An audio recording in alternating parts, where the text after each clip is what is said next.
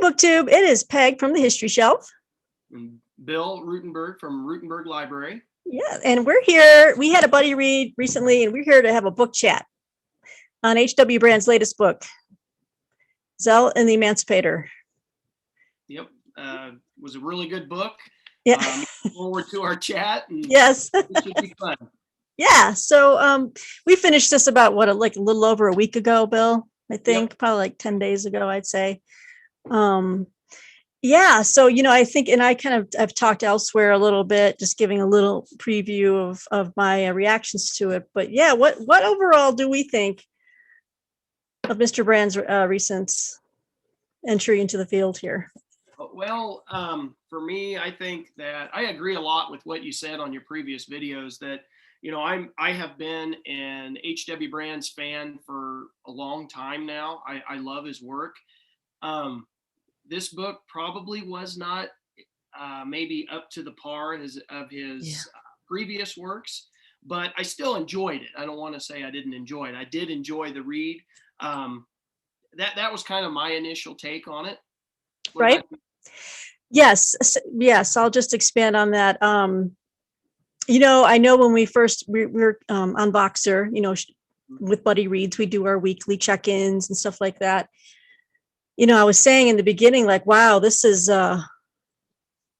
it's kind of slow going here, because it seemed like the one thing I did notice throughout the book, it did get better in the middle and towards the end, was that he relied a lot on excessive use of quotes. Like he quoted just so liberally that it was almost too much, and I was wanting more original analysis, Well, and to add into that, when you look at the back on your sources, so like them first couple chapters especially, I'll flip to it here real fast. His notes were pretty slim, I think. So when you're saying he was liberally taking from his sources, it wasn't even a lot of sources, it was only a few sources. That bothered me a little bit. And that wasn't typical Brands either, I didn't think. Yeah, he was definitely like sticking to one source material and like a journal entry or a letter and almost reproducing it whole. And it would go on. And one thing I did notice, and actually an astute viewer commented somewhere when I first hauled the book. I saw that. You saw that, where they said the quote use, and I was like, oh gosh, well, I hope that was, an inaccurate description. But then as I started reading, I'm like, that reader got it right. Yeah, I agree. Because I even noticed the way he structured the paragraphs was annoyingly the same. Like it was like he would start off with one quick sentence and then the rest was quotes. You know what I mean? Like he had like these little sentences that would introduce the rest of the quote, and it would the conversation with Brown impressed Dana and his friends, and then boom, quote was the rest of the paragraph. It was a quote. And then the next thing, it was another transitory sentence, like a transition. Well, he does it pretty heavy at the end also, when he's going through like right. He does that the exact same thing, just huge quotations, and there wasn't a lot of analysis to go with it. So I agree with you on that. Well, luckily it got better as he was moving into Brown's, attack on Harper's Ferry, and then into the Lincoln Douglas debates, which I thought was a very strong section. I really enjoyed his analysis of the arguments that both were making and how they were doing it rhetorically. I thought that was really, it made me interested to read more. I've been wanting to read more about the Lincoln Douglas debates, and so Brands kind of gave me a little intro into that as far as the arguments being made. But well, you want a book to add to your TBR? Yeah, of course. Because I know you need more. Because I need more. Well, Alan Gelzo's book, Lincoln Douglas debates. Alan Gelzo wrote one on that. Okay. Oh yeah, and it's a really good one. It's got a lot of analysis. Okay. Excellent. Thank you. Everybody out there, you got something to add to your TBR as well. I wish I don't, it's upstairs. I don't have it right here with me, or I'd show you. Sorry about that. No problem. No problem. So, well, I don't know, as far as I have some notes about certain things I found of interest, but do we want to kind of just take the viewer or the potential reader through the book as far as like it, we start off with almost like a chapter by chapter introduction of, John Brown, and then what was Lincoln doing around the same time, right? It was like leapfrogging. Yeah, it was going back and forth a little bit, and then as it got into the book, you'd have maybe 2 or 3 chapters on one, and then 2 or 3 chapters on the other. And like you said, it started off, gave a little bit of background on John Brown, just his religious background, I think. To kind of give you, I always call him, with the kids when I'm talking to them, he's kind of like an Old Testament prophet, and that's kind of how I always describe him. And of course, it also gave the some of the details. He was married twice and had 20 kids. That one always blows the kids' minds. 20 kids. So just some of that background at the very beginning, just to, so you can kind of get to know John Brown. And I found him to be a little bit of a transient character, moving around all over the place. Yes. And I was not familiar with a lot about John Brown. So a lot of this was brand new to me. And so I kind of enjoyed that, just so I could get to know him a little bit better. And I need to go find another book on him is what I need to do. Yes. And I have a book that was recently came out from Casemate Publishers, and it was called John Brown, the Good Terrorist.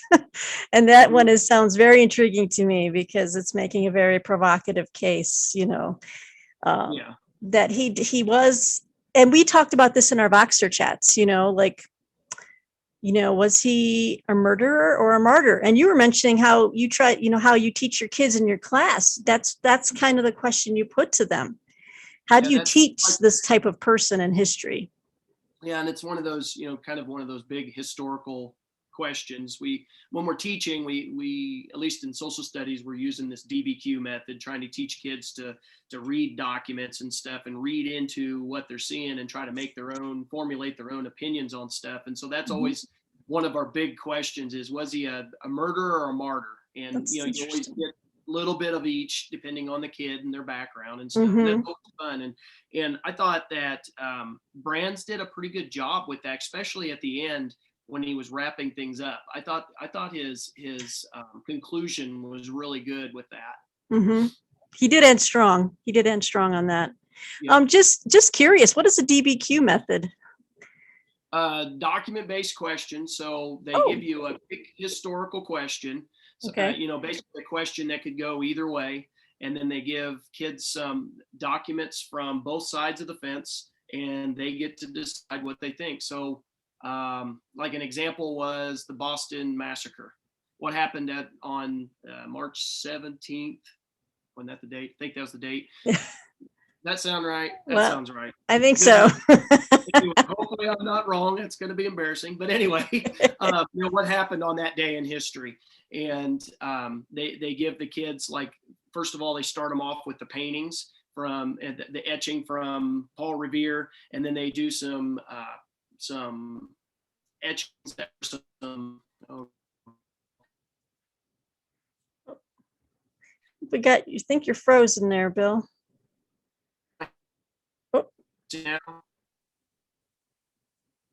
Okay, now you're back. Yeah, we've had a little bit of freezing in this video. Okay, I'm sorry.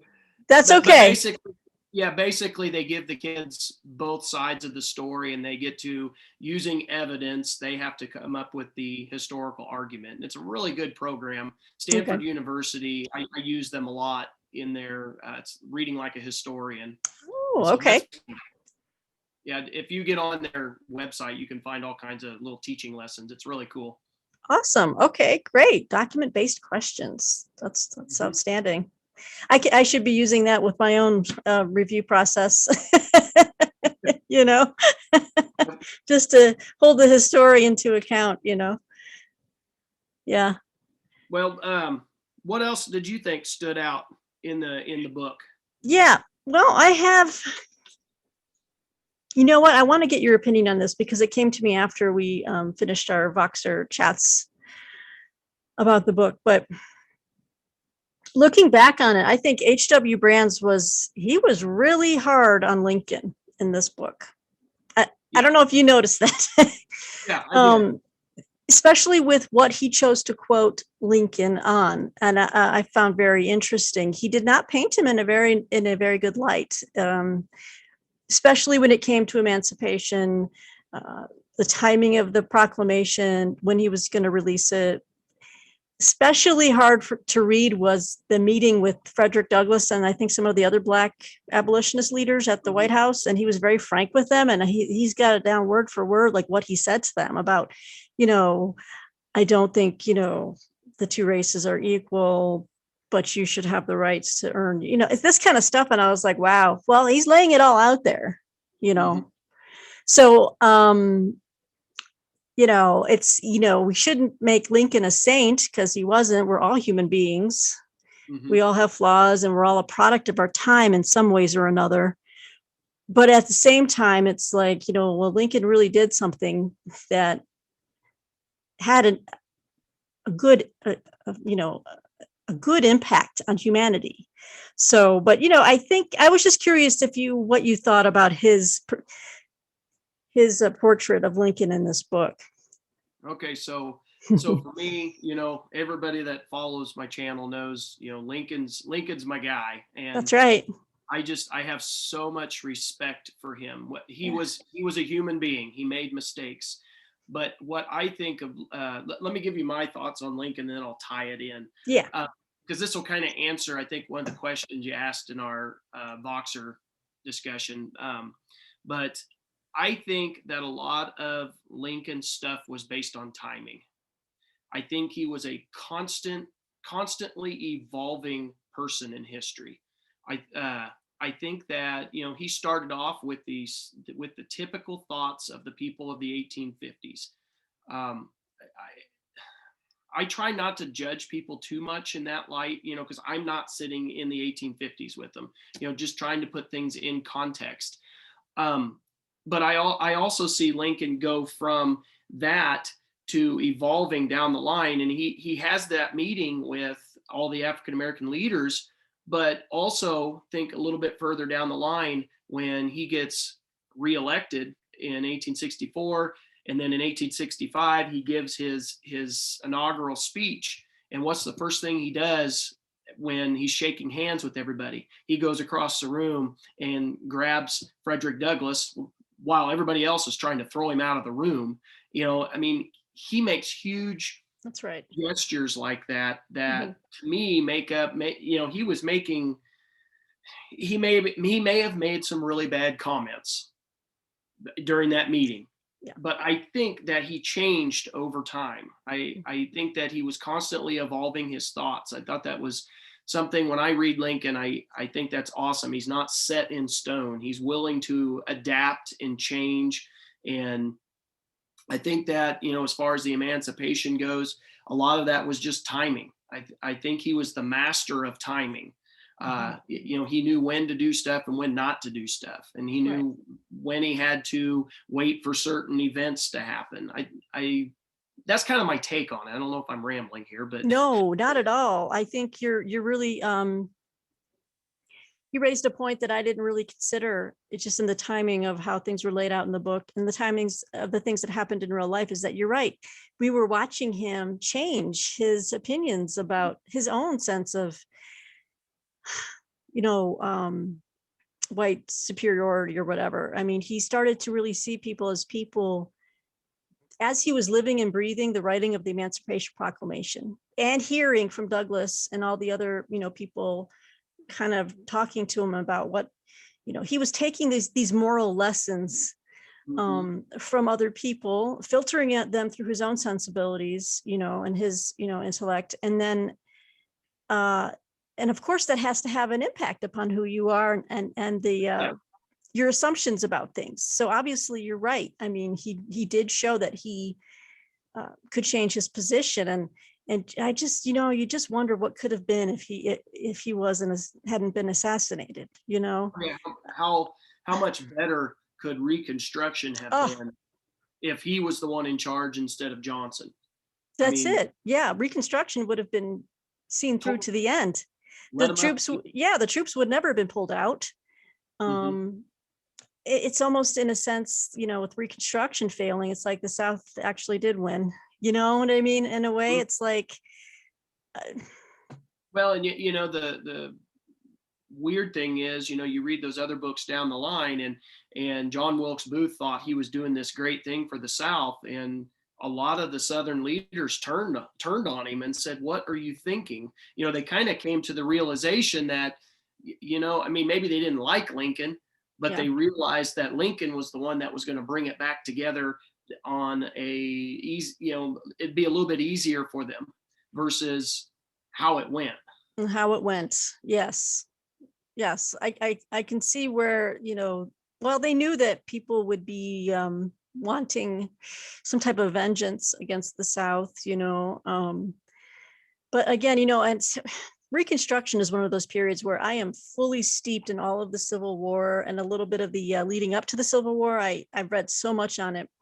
And now I really want to study Reconstruction because Mhm. it's so key, I think, to what sort of the pangs that we kind of feel now in society is, that Reconstruction failed. But and to get back to Lincoln, though, yeah, I think he was evolving, and I think he would have been a good example, a good model for people. Mhm. I mean, that it was going to have a huge impact upon their society, having free former slaves and just having to work together, two different races. And, it was really going to rend society. And I think Lincoln would have been a great person to lead that type of, look, we can evolve, we can change our perceptions, and our assumptions of others, and to act morally towards each other. So yeah, I mean, obviously it was Well, and but then Brands was pretty hard on him, like you said, and I sit and I think about like early on when he kept trying to he was trying to do everything by the law because he held the Constitution to its that's the standard we've got to hold ourselves to, and if we're going to change the situation, we got to change the Constitution. And not that the abolitionist movement was bad by any means. I mean, it was a good movement, but it had to come at the highest levels. And I think that is a lot of why he was trying to put that compensation package together. He was trying to make it lawful. And I think a large part of it, anytime you lead people, if you come up with a new program, you got to get them to buy into it. I mean, I think I kind of, in my head, I had coaching in mind. When I mhm, come up with something, or my other coaches come up with something for the kids, we've got to get those kids to buy into the program, or the program's not going to work. right. And I think Lincoln was really big on, putting together a package that could possibly make everybody happy and get everybody to buy into it so that they would all take ownership. And then down the line, it would be easier in coming together. That's kind of how I view it. Yeah, and you're right that that takes a consummate politician to do that. Oh, yeah. To He was try to the get that buy-in. Wow, you have to do things you really don't want to do sometimes with people you'd rather not have to deal with. You know what I mean? Or Yeah, or I'm or sure he throw a did. bone to. Yeah, Yeah. and I'm sure he did not want to, with John Fremont and Mm-hmm. who's the general down south. Lee Jackson. What? Who we? No, that emancipated early. Oh, was it? He Oh, was, David Hunter. Was it? I'm sure, Oh, hang on, you froze one of again. Now you're back. Okay, it's Uh, okay. I don't think that he disagreed. It was more because he needed things to work legally. I think he liked the idea, but he had to get things legally. You're right. You're right. That does come across strongly in this book, was his Lincoln's devotion and reverence for the law, the Constitution. He's constantly quoting it. He quotes it, and I mean, Lincoln does, and he's going back to it over and over. in his debates with Douglass, Stephen Douglass. It's, especially, and that was the other part of the book that was really interesting, was the after Douglass kind of squashed the Missouri Compromise, right? And opened up Kansas and Nebraska to, say, hey, it's up to you whether you guys want to be slavery free. And then that just threw everything into chaos. And Lincoln that was what pushed him, right? I think to get back in was 1854, right? 1854. That's when he said, what is Douglass doing? Stephen Douglass, he is going, basically he's saying, with the way it's written, this law, that now slavery can be opened up into the North. And we just said that we were not willing to go that route, and then he goes back to the Constitution to talk about, well, popular sovereignty, what's the legal status of a territory versus the state, and so I mean it was just fascinating, and got into some nitty gritty stuff. He did. It was like, I need a law degree to read some of this stuff. Well, if you liked that, I'm telling you, you're gonna like that Alan Gelzo book. Excellent. I have it written down right here. I'm telling you, he breaks that thing down. He does a really good job with it. Yeah, I like his work, but so that was what I got an overall feel for, how Brands presents Lincoln. And I thank you for pointing out the fact that, towards the end of the book, you see how he shows that Lincoln was evolving in his own views, and setting the example, like by reaching out to Frederick Douglass, after the inauguration, right? The second inauguration. Yeah. Well, or it was first inauguration. First? Okay. He died shortly. Douglass died shortly after that. Or Lincoln did, obviously, after the second inauguration. Okay, repeat what you said. When did he reach across and when Frederick Douglass was in the room and everyone was like trying to push him out, and Lincoln went over to him? Oh, you said Douglass. I'm thinking. So I know there's a Douglass with one S and two S's. I've got the wrong Douglass. I know. Frederick Douglass. That was the second inaugural. After the second inauguration. I was like, Stephen Douglass died. What? Yeah, I'm sorry, wrong Douglass. Oh, we needed some laughter there. I was getting heavy. The other thing I earmarked, and then I'll let you, obviously share with me what some of your other things that jumped out at you is, I loved the chapter, and I think we talked about this on Boxer, where Douglass's like speech against, well, he was showing his irritation with Lincoln. Like, why are you not striking at the power of the South right now, which is the slaves, right? And he had some, are you talking towards the end of the book? Yeah, I think I'm looking at chapter 46, which page 327, 328. Yeah, you want me to read it? Yeah, which part did you have highlighted for that? Page 329. Oh, yeah. I because I'm going to use this in class. Okay. Oh, go ahead. Yeah. Yeah, he says, let's see here. It is far more true to say that we cannot reach the rebellion until we have suppressed slavery. For slavery is the life of the rebellion. Let the loyal army but inscribe upon its banner emancipation and protection to all who will rally under it. And no power could prevent a stampede from slavery, such as the world has not witnessed since the Hebrews crossed the Red Sea. I am convinced that this rebellion and slavery are twin monsters, and that they must fall, flourish together, and that all attempts at upholding one while putting down the other will be followed by continued trains of darkening calamities. Yes. That was the quote I pulled. I really liked that. I thought that was really good. Sorry, I was reading my chicken scratches. No. Yeah, that's powerful stuff. I don't know anything that Frederick Douglass said that wasn't powerful, and got to the heart of the matter. Well, I tell you, after reading this, because a good chunk of this is on Frederick Douglass. Yeah, I was very happy with that. That just made me fired up to read that biography. I know. Sorry that the read Oh, along this is a little is pushed out. awesome. Um, so the quote that I picked out was his, it was on, I think, 328.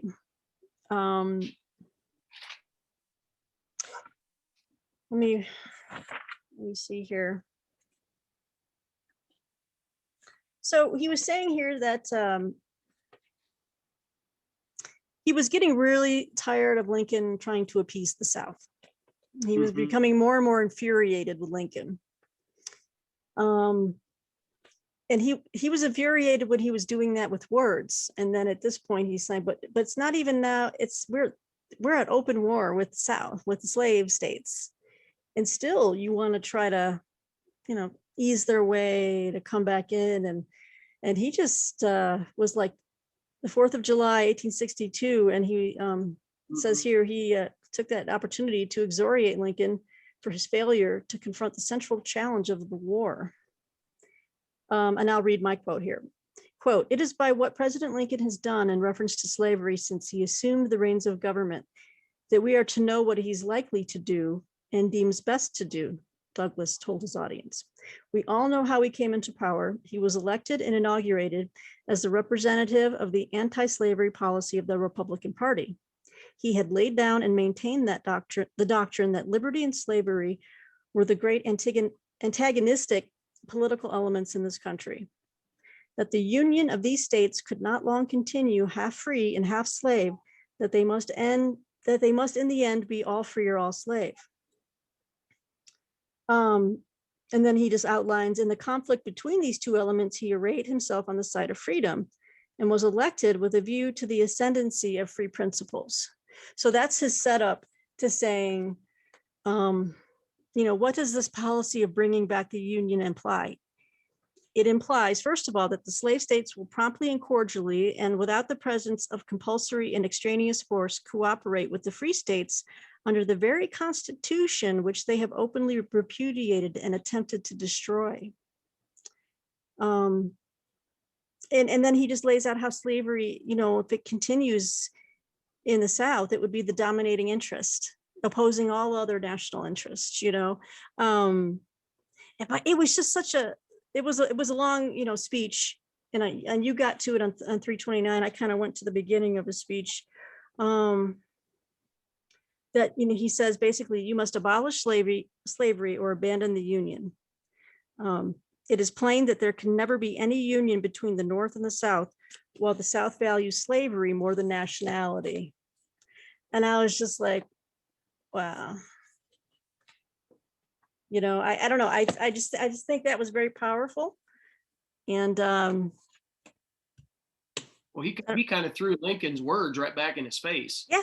Because a lot of that you were quoting was his 1858 acceptance speech, right? About a house divided against itself cannot stand. Yeah. So he just kind of threw it right back in his face, and he did. This is what you said, and you're really what you're preaching here. That's right. So. That's right. Well, we're talking about Lincoln. Let's talk a little bit about John Brown too, I guess. What you kind of came away with, what you learned. I think you mentioned you wanted to kind of read some more after this. But I think, well, I'll let you speak first. I want to know what you think about John Brown. Just what I think in general about him? Well, yeah. And if you learned anything somewhat new, I think maybe through the letters and things that he was quoting. And my biggest take when I teach it in school, like I said, I've never read a biography on John Brown. So we teach, I talk about bleeding Kansas and going out to the Potawatomi massacre, and then we go pretty much straight ahead to Harper's Ferry. And I've read before about his trip. I read about his trip with the slaves, taking them to Canada and getting them freed. Yeah. I read about that once, but I never realized he went back to Kansas again and was basically leading a miniature army there. I mean, on a very small scale, but he was leading out there still. And I did not realize that. I thought he went north and then went into hiding pretty much. Okay. Yeah. I just not read. I was ignorant in that area. And so I found that to be pretty amazing that he went out there. And, something else I found kind of unique about John Brown is, as a father, I can't imagine taking my kids and putting them in harm's way like he did. And I think they willingly did it, but just the fact that you put your kids in harm's way, I mean, you have to be all in your cause to do that. And that was kind of impressive in a good and bad way, I guess. Yeah. Yeah. I think there was a part during the Harper's Ferry raid where they were kind of all, surrounded at that point by the national troops, stuck in that little armory there. And one of his sons, Owen, who was shot, and he was just kind of laying in the back moaning, and at one point, so they kind of like suffered throughout the night. And at one point, John says something to Owen, doesn't hear anything, looks back at him and says, "Oh, he must be dead." And then he just kept moving on. I was like, damn, that's cold. Kind of matter of fact. That was cold. But like you, I didn't know a lot about John Brown apart from Harper's Ferry. So, the going north with the slaves, that was new for me. Did not know that. I found it very interesting too, how Brands calls out that everyone who met John Brown had never seen a more non-racist person like he, because, a lot of the abolitionists, yes, they were very hot and heavy for the cause of abolishing slavery. But a lot of those people, those white people, did not consider black people their equals. It was kind of sick.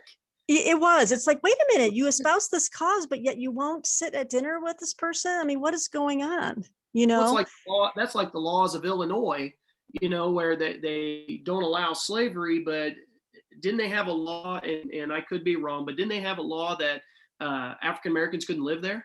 Yes. I mean, how stupid is that? Or at least it was like a town or something, like you can't live here. And so the fact that this was the 1830s, 40s, 50s, and someone had written down, they were talking about how people in the Brown household would have a meal, and there were people of color there, African Americans who were, freed or whatever, and they were all just sitting at the table together. And he called everyone he was very formal, like, this is Mr. Johnson, this is Mr. And so but he was just like the most evolved person, from a respectful. Yes, and not racist in any way. He looked at that person and treated them as equals and really felt it. So I thought, well, that really made John Brown stand out in that time and place in a good way, Yeah. Oh, I agree. He definitely could be, based on those character traits, he could definitely be held in higher esteem. And I know that's going to affect my teaching as I head into this spring and we get ready to talk about this. That's definitely something that's going to be added into my telling of this when I'm talking to the kids about it. That's going to definitely, I'm going to build his character up a little bit more now that I know a little bit more about him. Yes, absolutely. I mean, that was a great side to him. Then you have the other darker side, but is anything ever nice and neat in history or in life? No. Well, and it all goes back to, he was he was so biblical with things, and that Old Testament side of him. You can't get rid of sin. Oh goodness, what's the quote? The remission of sin by blood. Help me out. Oh yeah. Gotta have blood. The sins of this nation will not be washed away without the commission or the, you know what I mean? That word. Yeah, I'm gonna mess up. I can't think of it, of blood. And that's what he said on the way to the gallows, or he wrote it in a note and he handed it to the guard. And that was the last thing he wrote boy, talk about a prophet. But you saw that coming. let me add something into this. I have a quote that I use with the kids at school with Frederick Douglass. And when in 18, and this is a little off topic, so forgive me, but No, it's all with right. the 1850 compromise, when they got the fugitive slave law enacted, and they were trying to think of ways to repeal it and get rid of it. And Frederick Douglass makes the comment that the only way we're going to get rid of the fugitive slave law is basically by having a few dead slave catchers. That's the Mm, only way, So that militant side is there in many of the characters in this book. I think that's kind of interesting. yeah. And then of course Lincoln plays on that exact opposite, where he wouldn't hurt a fly. Yeah. That's true. That's true. Now, I'll Oh, tell you another thing that tell I me. learned. I can't remember if I told you this in the boxer, but when they were at Harper's Ferry and they were surrounding the armory, and Jeb Stuart goes up, Yeah. I did not realize that Jeb Stuart had been out west in Kansas. I had no clue on that. Oh. That was a new one for me. Oh, that's right, because he did recognize Brown. That's how he knew him, was from his Kansas days. But isn't that right? I got that right, don't I? I think so. Yeah, I Yeah, made a note on that because I thought that was interesting. Because I did not realize that. yeah, yeah. And then their exchange, you know, Jeb Stuart wasn't, when they were interrogating him in the prison or the jail Mm-hmm. cell. And that was the other aspect too I found interesting about John Brown, was that everyone he met who actually interviewed him or talked to him came away feeling like they had been in the presence of someone great. And so that, even like Southern people, like I think it was either Governor Wise or a Senator Mason that interrogated him, and later they were just strongly impacted by his personality, his integrity, his sense of right and wrong. And no one walked away untouched from that, his shining, that burning light that came from within him. It was very fierce. Yeah, I thought the same. Something, a parallel that I saw as far as that goes is John Andre in the American Revolution, and everybody that dealt with him when he was in jail. They came away trying to get Washington. Yeah, you can't get rid of him like this. I know that's a really weird parallel, but that was something that popped in my head, was just that parallel between the two. Wow. Well, that's great. There's a book I've been wanting to get on John Andre. Yeah, just the reaction to meeting them, I guess. Other than that, the parallel's not there. But Well, but there's only a handful of people in history that you can say that have an impact, where people felt like they were in the presence of something very great, something very different. So yeah, that jumped out at me too. I thought that was interesting. The other thing that came up in our Voxer talk, I think, was let's talk about a little bit about Chief Justice Roger Taney. Yeah. What an interesting figure. This is okay, everybody out there. This was news to me. Like, I knew he was the guy who made the Dred Scott, he made the the Dred, yeah. And he ruled against Dred Scott, I did not know that in his early life he was very much an abolitionist. Yeah, in a lot of cases he was for the movement in a lot of ways. He was very much, he worked for different like charitable aid societies for freed slaves, and tried to help people escaping. And so it's just like, what happened to this guy? That was kind of our big question in the Voxer chat, was what really made him flip. And of course we talked about a couple, the issue of with Dred Scott, that was coming to a head, and he was having to make that decision. His wife had just passed away. What else had happened? I can't remember. He had a lot of big life-changing things happen all at once. Yeah. And it makes you wonder, was he just a lonely old man who trying to have one last stand in life? Yeah. You know what I mean? Yeah. I can't remember how I worded that in the Voxer chat, but I mean, it made you ponder things. Well, it did. It did. Oh, let's see here. So I had some notes written down on Taney, that he, I thought maybe he was reverting back to his ancestral home as like, if he's gonna, since his wife and child died, it's like, where do you put your passion and your, is it back towards your homeland? I mean, I don't know what it was, but I think it was on page 111. That's what I was looking for. I was trying to figure out what Yeah. page it was, because I knew I took some notes over it here. Yep. So it was like 110 to 112. And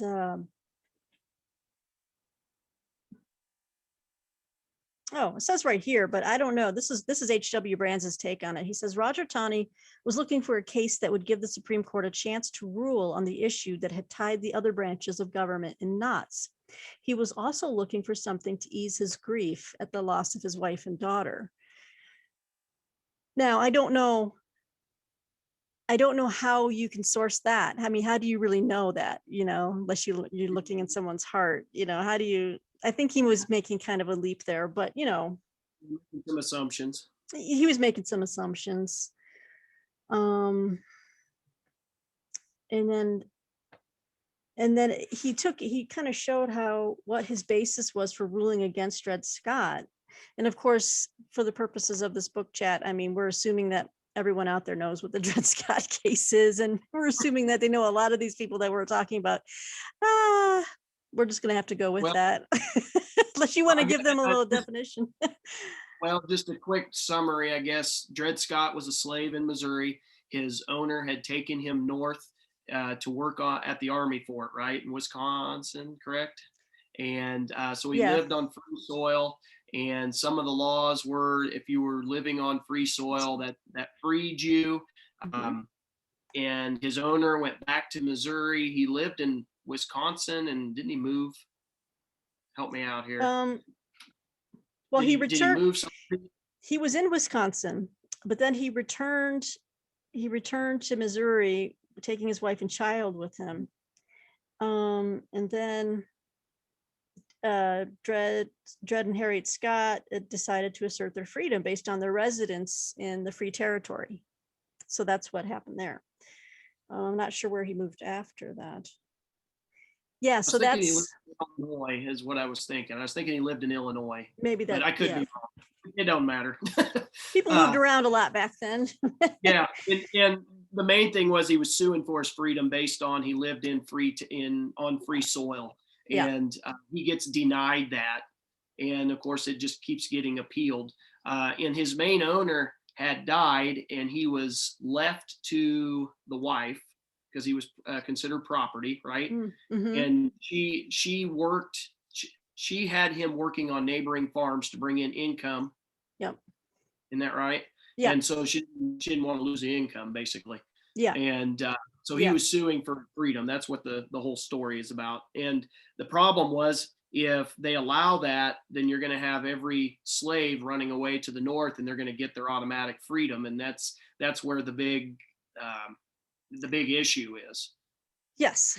And Roger Taney comes in, and it kind of just really blows the minds of many people, according to Brands, and that he judged against him, and people were surprised at the reasoning behind it, which took a very a very broad view, when the Supreme Court is always supposed to rule on, it says here, on the narrowest grounds possible, right?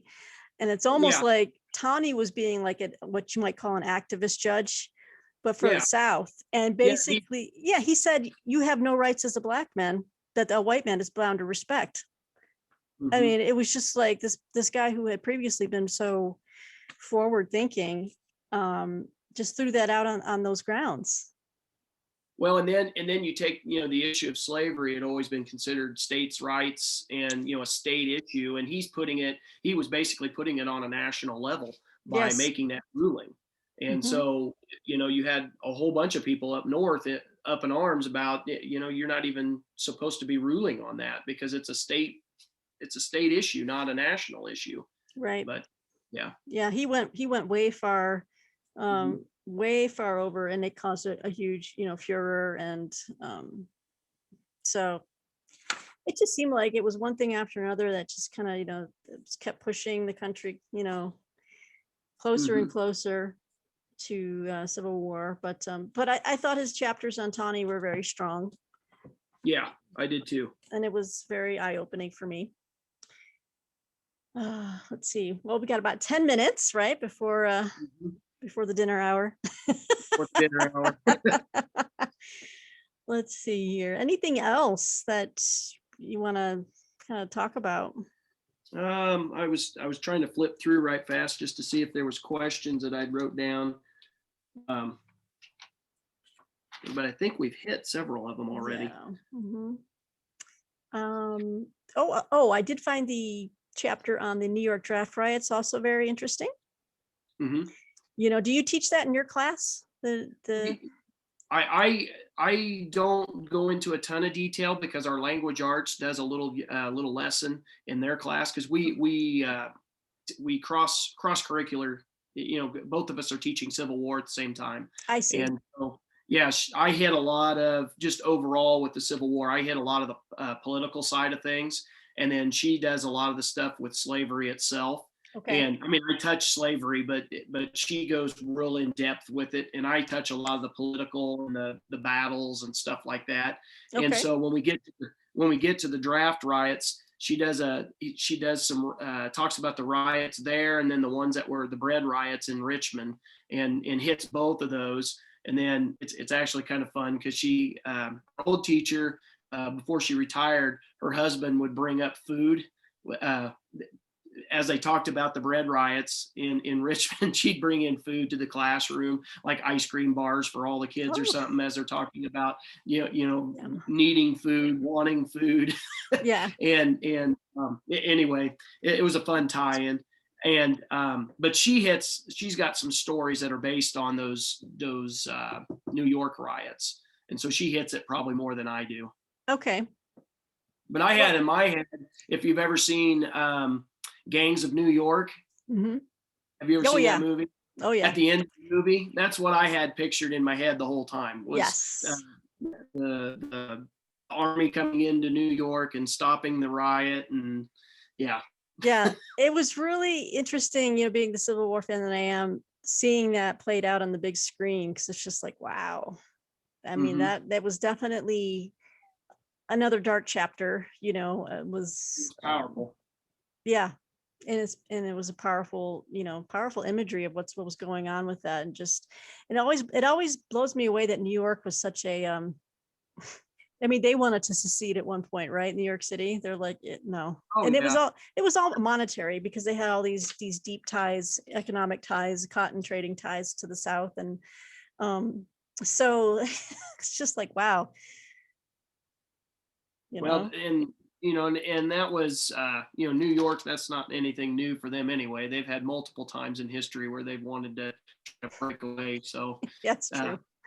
that didn't surprise me very much. Yeah. But it was, overall, it was a great book. I think I'll just conclude my thoughts with saying, I have got a ton of H.W. Brand's books. They're above my head on the shelf behind me. This will go back up on there. I've got my Brand's books together. And I did buy it, I think, just out of this is a historian I trust. I've watched him on tons of different like book TV interviews, and he's very, approachable, and tells history in a Very very lively way. Yeah. And so, I mean, this was a well-written narrative, but it's like you were saying, it's like we didn't learn a ton of new stuff. But I think I would recommend it for someone who's wanting like an entryway Mm-hmm. into learning a little bit about both men, John Brown and Lincoln, and you'll get a little bit of Stephen Douglas, you'll get a little bit of Frederick Douglass, and Mm-hmm. just there's a difference of one S in both names. Just make One sure you has keep two it straight. S's. Yes, you'll get a little bit of everything in there. So I would recommend this for the general audience that not really have gone into this area before. It's highly readable. I found it very easy to read. Wasn't loaded with academic jargon and all this kind of stuff. So Yeah, overall, I would give it, well, I don't even like giving ratings, so I'll just say it's a worthwhile read. I concur. I liked the book. It very fast paced. Um, it's some people they see a book. Wasn't it 400? Was it 400 pages? Yeah, 400 exactly. Yeah, and some people get a little intimidated. Some people who don't normally read those size books, but it's a 400-page book that reads probably like a 200-page book. I mean, I think it's Yeah, very fast paced and good for the novice. Antebellum era into the Civil War era. yeah, Uh, I liked it. yeah. Like you said, it's not necessarily an academic piece, but it was definitely something that brings people's attention to the era. Maybe Which I that's think, how. yeah, and I think it's an era that we all should know about, you know. And like you were saying, it did read like a 200-page novel, and I think, or a book, mostly because those chapters were they were Mhm. very readable chunks, and I really appreciated that. Like, They were not 30, 40-page no, chapters. so that can be daunting. But when Yeah. I'm like, oh, it's another chapter, I'm making progress. And so it kind of made it so that I just wanted, I'll keep going, So it really did feel like a shorter book than it was, Yeah. for sure. So All right. that my take on it. So So there you have it, BookTube. And I think Bill and I, well, you feel like doing this again sometime? yes, maybe I won't confuse my Douglasses next time. I Yeah, know. I would really like to do this again. I thought it was fun. Thank you for having Oh, me on for chat. And thanks for having uh, me on your chat. We're yeah, going to put it up on both of our channels. So, if you guys, wherever you land, you'll see it.